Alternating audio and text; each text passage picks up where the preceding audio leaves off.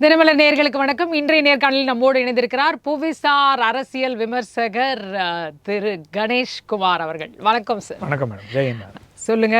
JD வான்ஸ் ஆரம்பிச்சு வச்சாரு பயங்கரமா அவருக்கு பதிலடி கொடுக்கும் விதமா இஸ்ரேல் பிரதமர் நேத்தன்யாகு இது அவர் வான்ஸ் சொன்னாரு, எங்களை நம்பிதாப்பா நீங்க இருக்கீங்க இஸ்ரேலு, எங்களை விட்டா உங்களுக்கு கதி இல்லை அப்படின்ற மாதிரி சொன்னாரு. அதுக்கு நேத்தன்யாகு இல்ல எங்களுக்கு அதையும் தாண்டி இருக்காங்க, ஒரு சின்ன கண்ட்ரி எங்களுக்கு ரொம்ப க்ளோஸா இருக்காங்க. கண்ட்ரினா நீங்க தலைவர்கள் மட்டும் நினைச்சிடாதீங்க, மக்களும் சேர்ந்து இருக்காங்க, ஒரு 140 கோடி மக்கள் அப்படின்னு இந்தியாவை சொல்லியிருக்காரு. எதற்கு ஜேடி வான்ஸுக்கு பதிலடியா இந்தியாவை கொண்டு போய் அங்க நுழைச்சிருக்காரு நேத்தன்யாகு? இல்லை, அதாவது அமெரிக்காவை பொறுத்த வரைக்கும் எப்போவுமே இந்த லாபிஸ், அமெரிக்காவிலேருந்து லாபி லீகல் ப்ளஸ் ஒவ்வொரு நாட்டுக்கும் ஒரு இன்ட்ரெஸ்ட் இருக்கும். எல்லா நாடுகள்லேருந்து மக்கள் ஒன்றா சேர்ந்து தான்.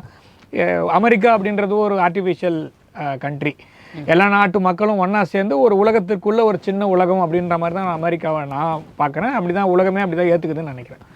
ஸோ அப்படி இருக்கும்போது அமெரிக்காவுடைய ஆரம்ப காலத்திலிருந்து யூதர்களுடைய பங்களிப்பு அப்படின்றது அந்த நாட்டுக்கு ரொம்ப முக்கியம். அதுவும் இல்லாமல் we all know about Jewish lobby, அதாவது அமெரிக்காவில் இருக்கக்கூடிய யூதர்களுடைய பங்களிப்பு அந்த நாட்டுடைய ஃபினான்ஷியல் சிஸ்டம்ஸு, அங்கே இருக்கக்கூடிய பெரும் பணக்காரர்கள், அங்கே இருக்க பெரிய கம்பெனிஸ் எல்லாமே யூதர்களை சார்ந்து இருக்குது. அதுக்கு அவங்க நிறைய கான்ட்ரிபியூட் பண்ணியிருக்காங்க. அந்த கண்ட்ரி இன்றைக்கி இப்படி ஒரு ஃபார்மிடபிள் ஃபோர்ஸாக இருக்குன்னா அது கண்டிப்பாக யூதர்கள் இல்லாமல் முடியாது அப்படின்னு.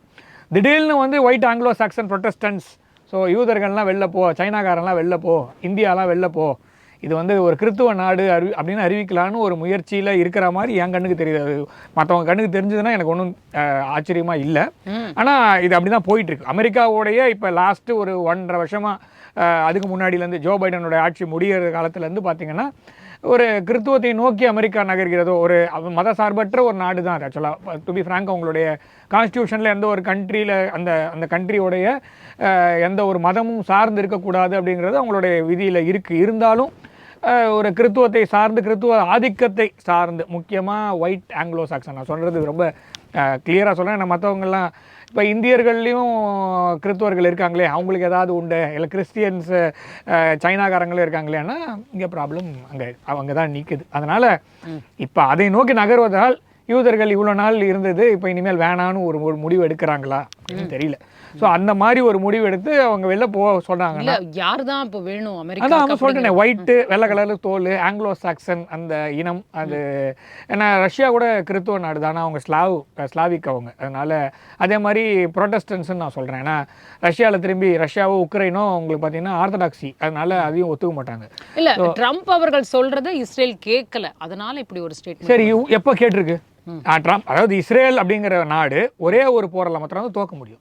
இதை நான் சொல்லலை, டேவிட் பென் குரியன் சொல்லிட்டு அந்த நாட்டோடைய முதல் பிரதமர் சொல்கிறாரு, இந்த மாதிரி Israel can afford to lose only one war, that is the final war. அந்த எந்த போரில் தோக்குறாங்களோ ஊற்றி மூடிட்டு போக வேண்டியது, அதோட அந்த நாடு இருக்காது. ஸோ அதனால் தே ஹாவ் டு வின் ஒவ்வொரு போரையும் அவங்க ஜெயிச்சே ஆகணுன்ற ஒரு கட்டத்தில் தான் நகர்றாங்க. அமெரிக்காக்காரன் இன்னைக்கு சொல்லு சண்டை போடுறேன், நாளைக்கு வானா நிறுத்திடுவேன், திரும்பி சண்டை போடு, நிறுத்துனா சண்டைங்கிறது நிஜமாவே நிறுத்தப்பட வேண்டிய ஒன்று தானே? இல்லை, அதுதான் இப்போ உங்களுக்கு நான் என்ன கேட்குறேன். இப்போ இஸ்ரேல் ஈரான் மீது முதல்ல தாக்குதல் நடத்துறதுல இந்த ஈரான் பெர்ஷியன் கல்ஃபில் இருக்கக்கூடிய அந்த இஷ்யூ போயிட்டு இருக்குல்ல, இப்போ இருக்கக்கூடிய ஈரானுக்கும் மேற்கு ஆசிய நாடுகளுக்கும் நடுவே நடக்கின்ற அந்த யுத்தம் இருக்கு இல்லையா, அது ஆரம்பிச்சது யாருன்னா இஸ்ரேல் தான் ஆரம்பிச்சது. யாரோடைய பேச்சை கேட்டு ஆரம்பிச்சாங்க? நீங்க 21ஆம் தேதி பிப்ரவரி மாதம் 2026 இருக்கிற எல்லா நியூஸ் பேப்பரையும் எடுத்து படிச்சு பாருங்க. எல்லாத்துலேயும் ஒரே நியூஸ் தான் திரும்ப வந்திருக்கும். America wants Israel to start the war, இப்படி தான் இருக்கு இல்லையா? ஸோ இப்போ யார் ஆரம்பிச்சது? பாரத பிரதமர் அங்கே உட்கார்ந்துருக்கார். அதாவது இந்த போர் ஆரம்பிக்கிற அன்னைக்கு முன்னாள் பாரத பிரதமர் அவருக்கு முன்னாடியே ஷெட்யூல் போட்டாச்சு. அங்கே பார்லிமெண்ட்டில் நெசட்டில் அவர் பேசணுன்ற அந்த ஷெட்யூல்லாம் இருக்குது. அங்கே போய் பேசுகிறாரு, எல்லாமே முடிஞ்சு அவர் இங்கே பாதி வழி வந்துருக்கூட மாட்டார். அதுக்குள்ளேயே அங்கே தாக்குதல் நடத்துன்னு அவ்வளோ ப்ரெஷர் போடும் போது அமெரிக்காவில் ஜேடி வான்ஸுக்கு தெரியாதா யூதர்கள் நாடு கஷ்டப்படும், அங்கே தாக்குதல் நடத்தும் போது டிமோனால் அடிப்பாங்கன்னு தெரியாதா? தெரியும். ஸோ முடிஞ்ச வரைக்கும் இவங்களுக்கு தேவையானபடி நடந்து கொள்ளும் போது வேணும், வேணான்னும் போது வேணாம். இது எல்லா நாட்டுக்கும் பொருந்தாது. அதே மாதிரி இப்போ ட்ரம்ப் அவர்கள் நேற்றைக்கு அந்த நிகழ்ச்சியில பேசும் பொழுது கூட வந்து சொல்றாரு, இப்ப அடிச்சனா ஈரான் அவ்வளவுதான் இந்த மாதிரி ஒரு யோசனை அப்படின்னு. அதாவது கொஞ்சம் கூட நினைச்சே பார்க்க முடியாது. இப்ப அங்க என்ன நடந்துகிட்டு இருக்கு, எவ்வளவு லட்சம் மக்கள் ஒரு இடத்துல திரண்டு இருக்காங்க, எதனால இந்த ஸ்டேட்மெண்ட் வருது? ஏன்னா இப்ப நீங்க சீஸ் ஃபயரா இல்லையா, என்ன நிஜமாவே ஒரு பாக்குறவங்களுக்கே இவ்வளவு குழப்பமா இருக்கு, அங்க நாட்டுல இருக்கிறவங்களுக்கு எப்படி இருக்கும்? அமெரிக்கா மக்களை நினைச்சுதான் நம்ம வருத்தமா தான் இருக்கு அவங்கள நினைச்சா. ஏன்னா ஒரு ஜோ பைடன் ஒரு பொம்மையை கொண்டு வந்து உட்கார வச்சாங்க. டு பி ஃப்ராங்க், அவர் அப்படிதான் இருந்தாரு. அவருக்கு காத்து கை கொடுத்தாரு, ஃப்ளைட் ஏற முடியல, கீழே விழுந்தாரு, வயோதிகம் வரும், இதெல்லாம் இருக்கு, நான் இல்லைன்னா சொல்ல.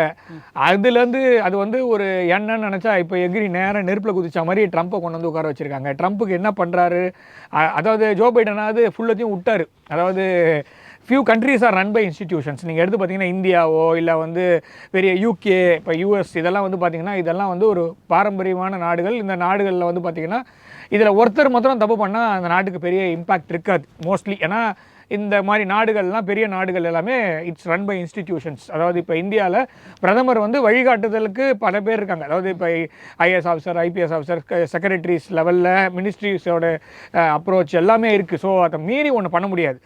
ஸோ இந்த மாதிரி தான் பெரிய பெரிய நாடுகள், ரொம்ப நாளாக இருக்கக்கூடிய நாடுகள், இது என்ன சொல்கிறது, முக்கியமாக மக்களாட்சி தத்துவம் கொண்ட நாடுகள் ரன் ஆகும். ஆனால் ட்ரம்ப் எங்கேருந்தோ வந்து நம்மளுடைய தமிழ்நாட்டில் கூட வந்து பார்த்தீங்கன்னா 110 விதின்னு ஒன்று இருக்குது. ஸோ அந்த மாதிரி நம்ம ஊரில் கூட நிறைய படித்தாங்க ஒரு காலத்தில்.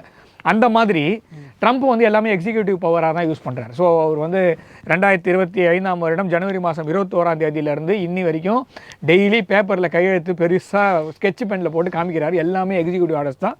அவர் வந்து செனட்டோட அவர் வந்து டிஸ்கஸ் பண்ணுறாரா, காங்கிரஸ்கிட்ட அப்ரூவல் வாங்குறாரா, இல்லை அவருடைய கட்சிக்காரங்கிட்ட ஏதாவது பேசுகிறாங்களா, அதாவது என்ன நடக்குது அமெரிக்காலன்றது அமெரிக்கர்களுக்கு முதல்ல புரிஞ்சுதுன்னா. ட்ரம்ப் நல்லதும் தானே பண்ணாரு. இப்ப பாருங்க, ரெட் கார்டு தூக்க வச்சிருக்காரு. இப்ப இந்த மேட்ச் நடக்கிற சீசன்ல எல்லாருக்கும் இதுக்கு போட்டு அழிச்சிடலாம். எதுக்கு நீங்க ஆடி தான் ஜெயிக்கணும்னு அவசியமே இல்லையே.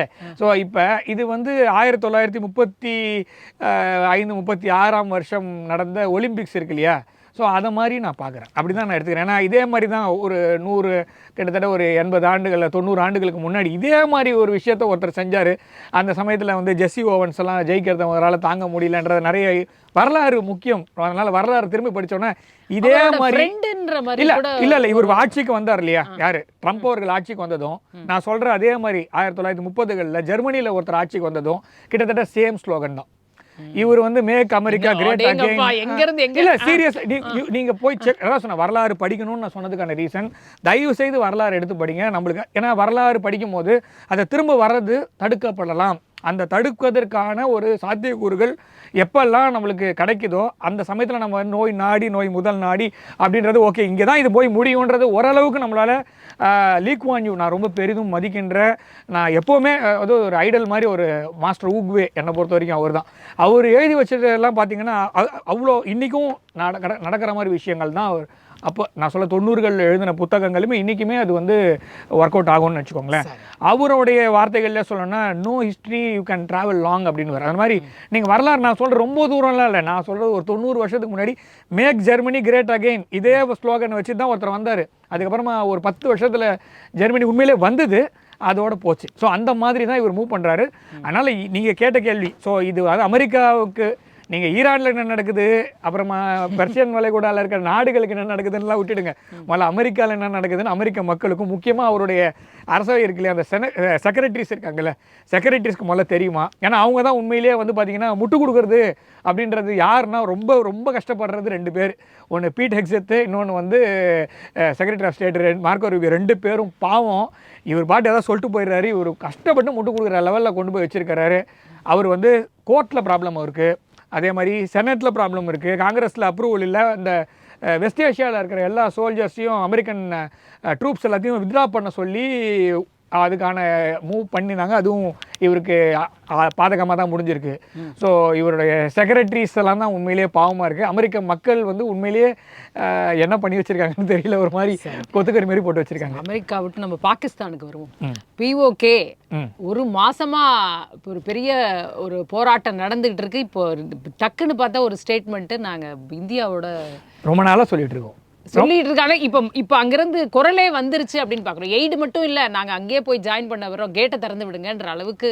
அது நம்மளோட இடம் தான். அது வந்து பாகிஸ்தான், அதாவது நம்மளுடைய நிறைய ஊடகங்கள், நான் சொல்றது நிறைய இந்தியாவுடைய செய்தி ஊடகங்களும் சரி, பத்திரிகைகளும் சரி, அதை வந்து நம்ம ஆக்கிரமிப்பு காஷ்மீரை ஆக்கிரமிக்க வேண்டும்ன்ற மாதிரி ஆர்டிகல், அது முதல்ல தப்பு. அது வந்து நம்மளுடைய பகுதி அப்படின்னும் போது அது மீட்டு எடுப்பது அப்படின்றதான் வார்த்தை. நீங்க எல்லாம் சோஷியல் மீடியாவில் எழுத ஆரம்பிக்கும் போது தயவுசெய்து என்னன்னா பாகிஸ்தான் ஆக்கிரமிப்பு காஷ்மீரை நாம் ஆக்கிரமிப்போம் அப்படின்னு எழுதாதீங்க, மீட் எடுக்கணும்னு எழுதுங்க, அவ்வளவுதான். டு பி ஃப்ராங்க், இது என்னைக்கா இருந்தாலும் நம்மளுக்கு வர வேண்டியது. மகாராஜா ஹரி சிங் அவர் கையெழுத்து போட்ட கேட்டை திறக்க போறீங்களா? கேட்டை திறக்க, அதுதான் சொல்றேன். இங்க ப்ராப்ளம் வந்து முதல்ல ஒண்ணா முடிச்சிடும். என்ன ப்ராப்ளம் அப்படின்னா, பாகிஸ்தான் ஆக்குபைடு காஷ்மீரில் முதல்ல 1947 மகாராஜா ஹரி சிங் போட்டு கையெழுத்து போட்ட இன்ஸ்ட்ருமெண்ட் ஆஃப் அசெஷன் இருக்கு இல்லையா, அதில் இருக்கும் போது இருந்த பாப்புலேஷன் இருந்ததுன்னா நம்ம கேட்டை திறக்கலாம். ஸோ இப்போ இந்த பிரச்சனை ஏன் வருது அப்படின்றத முதல்ல பார்ப்போம். இந்த பிரச்சனை ஏன் வருதுன்னா, அங்கே இருக்கக்கூடிய பிஓகே, பாகிஸ்தான் ஆக்குபைடு காஷ்மீரில் இருக்கக்கூடிய அங்கே இருக்கக்கூடிய சட்டசபை இருக்கு இல்லையா, நம்மளோட தேர்தல் மாதிரி அங்கேயும் தேர்தல் பேருக்குன்னு ஒன்று நடத்துகிறான். இது வரைக்கும் ஒரு தடவை கூட ஒரு பிரைம் மினிஸ்டர் கூட கம்ப்ளீட் பண்ணது கிடையாது. இப்போ கம்ப்ளீட் பண்ணாருன்னு சபாஷ் ஷெரீப் சபாஷ்னு சொன்னாலும் மேலே அசீம் முனீர்னு ஒரு ஆளை உட்கார வச்சிருக்கோம். அதனால வந்து இங்கே ப்ராப்ளம் வந்து சபா சொல்கிற நிலைமையிலேயே பாகிஸ்தான் இல்லை. சரி, அப்படி இருக்கும்போது அங்கே இருக்கக்கூடிய இடஒதுக்கீடு அப்படின்னு பாகிஸ்தானில் இருக்குது. என்னென்னலாம் இடஒதுக்கீடு இருக்குது அப்படின்னா, பெண்களுக்கான இடஒதுக்கீடுன்னு இருக்குது. அதே மாதிரி காஷ்மீரிகளுக்காக, காஷ்மீர் மக்கள் பேரே காஷ்மீர் அப்படின்னா காஷ்மீர் மொழி பேசக்கூடிய காஷ்மீர் அந்த இனத்தை சார்ந்தவர்கள் அவர்களுக்கான ஒரு இடஒதுக்கீடு. அந்த இடஒதுக்கீடு தூக்குன்னு ஒரு குரூப்பு, அது தூக்காதன்னு ஒரு குரூப். இது ரெண்டு பேருக்கும் சண்டை. அந்த சண்டை பிளாரப் ஆகி இவ்வளோ பெரிய ப்ராப்ளம் வந்து நிற்கிது. ஸோ இப்போ அதை தூக்குனாலும் பிரச்சனை, தூக்கலனாலும் பிரச்சனை. ஆக மொத்தத்தில் இந்த கேட்டை திறந்து விடுன்னு நீங்கள் சொன்னீங்கன்னா, அந்த கேட்டை திறக்கிறதுக்கு முன்னாடி நான் சொல்கிறது 1947 என்ன பாப்புலேஷன் இருந்தது, காஷ்மீரிகளோட பாப்புலேஷன் என்ன, இப்போ இருக்கக்கூடிய பத்தான்ஸோட பாப்புலேஷன் என்ன. ஸோ இப்போ அங்கே இருக்கக்கூடிய இராணுவம், பாகிஸ்தானோட இராணுவம் அப்படியே வெளியேறுமா, இல்லை யாரையாவது நம்ம ஊர்லேருந்து ஹம்சா மாதிரி அந்த ஊரில் யாராவது வச்சு கதவு திறக்கிறதா, இதெல்லாம் நிறைய இஷ்யூ இருக்குது. இது வந்து ஸ்டெப் பை ஸ்டெப்பாக தான். அதுக்குள்ளேயே நம்ம ஆளுங்கெல்லாம் எதாவது ஆரம்பிச்சாங்க, திறக்கக்கூடாது, திறந்தா பாப்புலேஷன் ப்ராப்ளம் வந்துடும். நீங்க வந்து வங்கதேசத்துக்கு என்ன சொல்றீங்க, எல்லாரையும் வெளில அனுப்புறீங்கல்ல, இங்க மட்டும் எப்படின்ற கேள்வி இல்லை, அதே தான் சொல்கிறேன். இப்போ வங்கதேசத்தில் என்ன சொல்கிறோம் அதே விஷயத்தை தான் காஷ்மீருக்கும் நான் சொல்கிறேன். ஒன்றும் கிடையாது. காஷ்மீர் அப்படின்றது லேண்ட் ஆஃப் காஷ்மீரிஸ் தானே. காஷ்யப்ப முனிவர்லேருந்து ஆரம்பிப்போம், அந்த துணிகாய போட்ட கதையிலேருந்து நம்ம பேசுவோம். ஸோ இப்போ ப்ராப்ளம் என்னென்னா, இங்கே Kashmir is land of Kashmiris அப்படின்னா அங்கே செயற்கையாக குடியமர்த்தப்பட்ட மற்றவர்கள் என்ன செய்யறது. அதாவது நான் மதத்தை விட்டுருங்க, மதம் கூட அப்புறமா.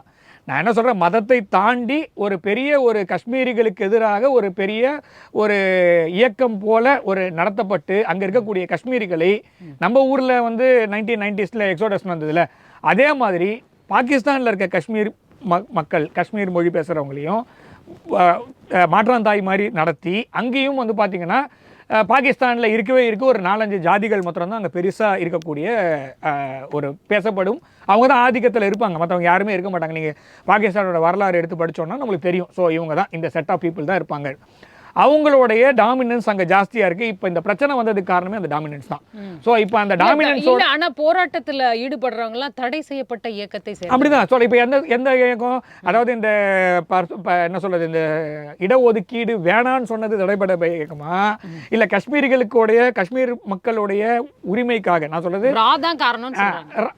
எல்லாத்துக்குமே ராவோட ராவா அவன் ஊரில் நடக்கிற விஷயத்துக்கெல்லாம் கூட காரணம் பண்ணா, இவங்க இது பாகிஸ்தானில் நடக்கிற எல்லா விஷயத்துக்கும் காரணம் பாகிஸ்தான் தான். இதை வந்து ஆரம்பத்துலேருந்தே சொல்கிறது என்னன்னா, இவனோட எண்ணம் சரி கிடையாது. அதாவது இந்த நாட்டோடைய ஆரம்பமே என்னென்னா, 100 துண்டா இந்தியாவை போடுவேன்ற ஒரு எண்ணத்தோட ஒரு நாடு ஆரம்பிக்குதுன்னா, எண்ணம் போல் வாழ்க்கை அவன் அப்படிதான் அழிஞ்சு போவான். தண்ணி தரலன்னா அப்படிதான் ரத்த ஆறு ஓடுன்ற அளவுக்கு அவங்க யாரு சைனா சொல்றதா இல்ல இவங்க பாகிஸ்தான் சொல்றதா? சைனா சொல்றதுக்கு முன்னாடி அவங்களுடைய முகத்தையும் முதுகையும் அவங்க பார்த்துக்கணும். ஏன்னா மேக்காங்னு ஒரு ரிவர் இருக்கு. நான் சொல்றது வந்து சைனாவிலிருந்து தென்கிழக்கு ஆசியா, அதாவது சவுத் ஈஸ்ட் ஏஷியன் கண்ட்ரீஸ்க்கு ஃப்ளோ ஆகி அதுக்கப்புறமா கல்ஃப் ஆஃப் தாய்லாண்டில் வந்து ட்ரெயின் ஆகிறதுக்கு ஒரு ரிவர், மெக்காங் ரிவர்னு ஒன்று இருக்குது. கிட்டத்தட்ட 14 டேம் கட்டியிருக்காங்க சைனா. ஸோ இவன் வந்து நம்மளை சொல்கிறான், சைனாக்காரன், நீ டேம் கட்டினீன்னா நான் வந்து ஆக்ஷன் எடுப்பேன்னு. உன் மேலே ஆக்ஷன் எடுக்குது 20 கண்ட்ரி 30 கண்ட்ரி ரெடியாக இருக்காங்க. 14 நாடுகளை பார்டராக வைத்துக்கொண்டு 22 நாடுகளோட பார்டர் டிஸ்பியூட் வச்சிருக்கிற கண்ட்ரி சைனா. அவன் தோல்ல பாகிஸ்தான்ற ஒரு பாம்பு இருந்துன்னு பரமசிவன் கழுத்துலேருந்து பாம்பெல்லாம் கேட்க முடியாது. பாம்பு கழுத்துலேருந்து இறங்குச்சுன்னா அடிச்சு தூர போட்டுற வேண்டியதான். ஸோ அதுதான், அதுக்கு தான் நம்ம வெயிட் பண்ணிட்டு இருக்கோம். சைனாவும் ரொம்ப நாளைக்கு இந்த மாதிரி ஆட மாட்டான். அவன் சும்மா ஒரு பேருக்குன்னு ஒரு லிப் சர்வீஸ் மாதிரி தான் பண்ணிட்டு இருக்கானே தவிர, சைனாவும் இந்தியாவோடு இணைந்து செயலாற்றுவதற்கான காலம் நேரம் நெருங்குகிறது. சும்மா ஆழம் பார்க்கறதுக்காக சைனா இந்த மாதிரி ஒரு 4 ப்ரொஃபஸரை சுட்டு பேசுறதுன்றது வந்து எல்லா ஊர்லேயும் நடக்கிறது தான். ஸோ அந்த மாதிரி தான் நம்ம எடுத்துக்கணும். தண்ணியை நிறுத்துறது நான் வேணும்ட்டே நிறுத்தலை. முதல்ல அந்த ஒப்பந்தமே ஒரு என்ன சொல்றது, ஒரு பைத்தியகாரத்தனமான ஒப்பந்தம்னு என்னோட தனிப்பட்ட பார்வையை வைக்கிறேன்.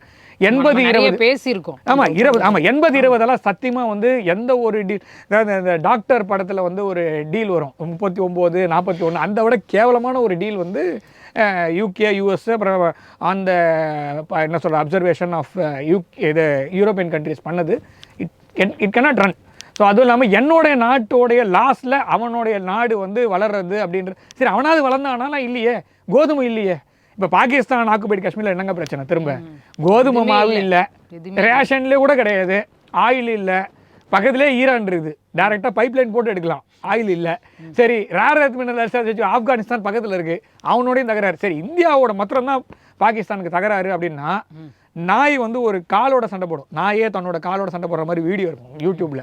அதை விட மோசம் பாகிஸ்தான், டு பி ஃப்ராங்க். அதனால பாகிஸ்தான் வந்து பாகிஸ்தான் ஆக்குபடி காஷ்மீரில் மாத்திரம் தான் பிரச்சனை. ஆனால் இல்லை, பலூச்சிஸ்தானில் பிரச்சனை, நார்த் வெஸ்ட் ப்ராவின்ஸில் பிரச்சனை, கைபர் பக்தூன்வால பிரச்சனை, சிந்துலையும் பஞ்சாப்லையும் மாத்திரம் தான் ஒரு இடத்துல பிரச்சனை இருக்காதுங்க.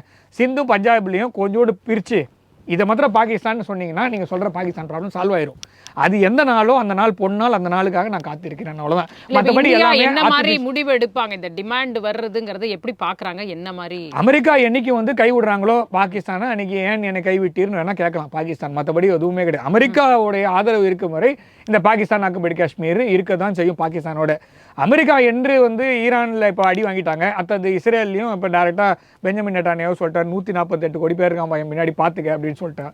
ஸோ இப்போ உக்ரைன் போரில் அவங்க தோல்வி முகம் தான். உக்ரைனில் எண்ணிக்கை அவங்க நாட்களை எண்ணிக்கொண்டிருக்கிறது உக்ரைன்.